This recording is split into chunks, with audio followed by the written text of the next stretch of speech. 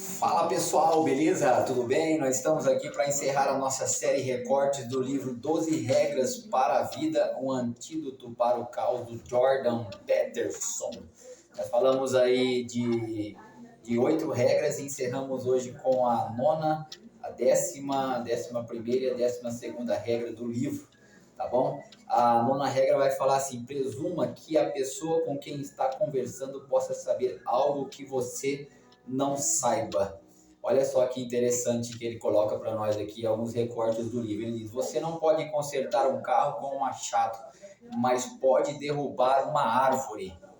Um evento que pode ter devastado uma pessoa pode ser superado por outra pessoa. Então, alguns recortes que ele vai colocando no livro. Ele diz assim também, ó: se você não é um protagonista no seu próprio drama, é um figurante no de outro.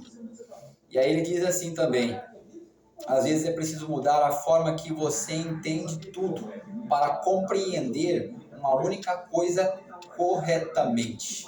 Então são alguns pontos que ele coloca do livro aí, que são interessantes, por isso que eu chamo essa série de recortes para você. Se você for o livro aí, ler o livro, você vai entender aí o que ele está falando aí. Algumas regras parecem não fazer sentido quando a gente lê assim da regra, mas ela tem, depois você vai entendendo o livro aí, você vai compreendendo através da leitura, você vai conseguindo assimilar o que está querendo dizer.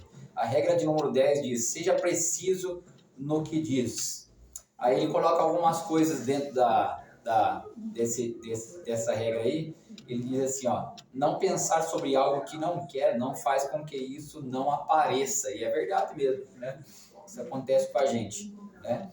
Aí ele diz assim: o monstro debaixo do tapete ganha uns quilinhos extras. Aquilo que a gente joga por baixo do tapete, que às vezes não quer tratar, não quer resolver, né? Ele traz essa frase aqui para a gente fazer uma reflexão sobre essa questão aqui.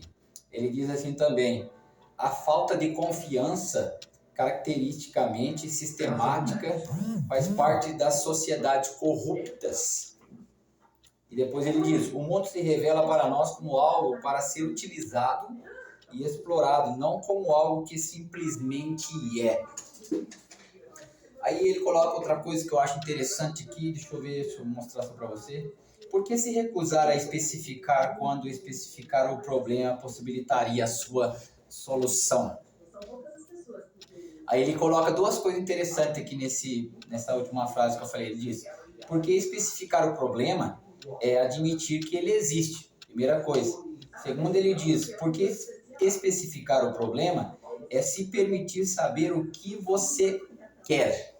Então, esse livro é interessantíssimo. Se você puder ler ele aí, só estou dando aqui, passando para vocês esse recorte para incentivar vocês a lerem o livro aí, tá bom? Depois, tem várias coisas aqui na regra de número 10, mas eu vou para número 11 aqui, tá? Aí depois vocês podem fazer a leitura do livro. Regra 11: não incomode as crianças quando estão andando de skate. Isso aqui também é uma regra que, se você não ler o livro ali, você não vai entender qual que é a finalidade, o objetivo dele aí. Ele diz assim, ó: era o mercado que definia o sucesso, não os homens com quem trabalhava. Ele diz, falando das mulheres, ele diz assim: elas preferem um parceiro de status igual ou superior. Aí depois ele vem falar assim também sobre a ciência. Ele diz assim: a ciência pode ser influenciada pelos interesses do poder. Aí ele diz assim: cientistas são pessoas também, e pessoas gostam de poder. Outro ponto que ele coloca aqui na regra de número 11, ele diz assim: proteção demais destrói a alma em desenvolvimento. E aí, voltando para falar das mulheres, ele fala assim: é para o benefício das mulheres que os homens não aceitam a dependência entre eles. E aí vamos para a regra de número 12, que é a última regra do livro. São 12 regras. Ele diz: acaricie um gato, aí encontraram na rua, um cão também. Aí ele diz assim, ele vai falar sobre as pessoas aqui, né? Ele diz assim, do relacionamento das pessoas. Ele diz: as pessoas são sociais e antissociais. Elas são sociais porque gostam do próprio grupo, e elas são antissociais porque não gostam dos outros. Aí outro ponto que ele coloca aqui na regra 12, ele diz: A competição serve para o crescimento e desenvolvimento pessoal. Aí ele vai falar sobre o sofrimento também. Ele diz o sofrimento e as limitações do ser. Os seres humanos são intrinsecamente frágeis. Ele diz que é pelo fato de ser ser humanos que nós sofremos. Aí ele diz aqui, só para a gente encerrar aqui, as exigências do dia a dia não só nos atinge como uma catástrofe. Aí ele diz como lidar com isso. Ele diz primeiro, conversar, reserve um tempo para pensar sobre a doença ou qualquer outra crise que você esteja vivendo. Depois ele diz, pense como você deve lidar no dia a dia com essas crises que você está enfrentando. Aí depois ele fala assim, não fale ou pense sobre ela de qualquer outra forma, senão limitará seu efeito.